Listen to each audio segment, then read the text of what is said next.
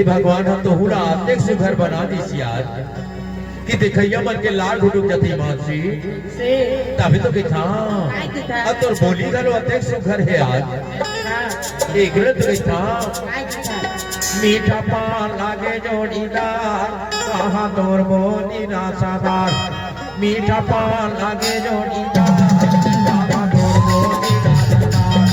मीठा पान लागे जोड़ीदार कहाँ तोर बोली ना सादार ये तोर बोली ना सादार जोड़ीदार तोर बोली ना सादार जोड़ीदार तोर बोली ना सादार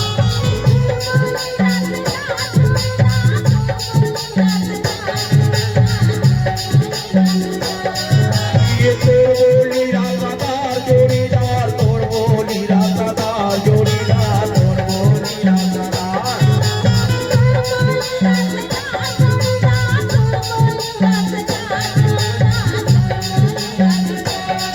ये तोर बोली रासादार जोड़ीदार तोर बोली रासादार जोड़ीदार तोर बोली रासादार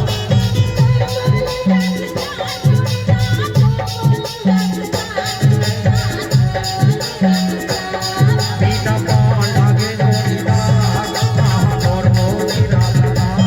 मीठा पान लागे जोड़ीदार कहाँ तोर बोली रासादार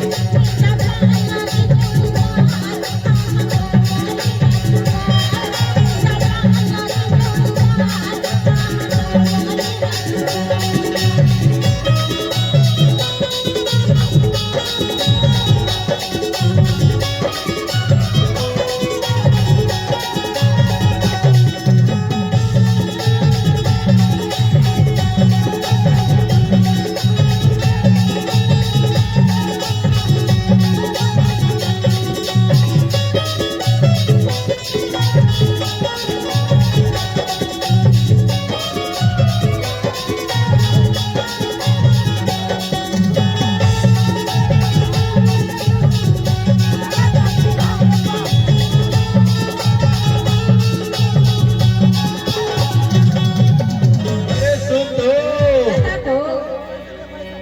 मीठा सुपारी कथा लागे लाली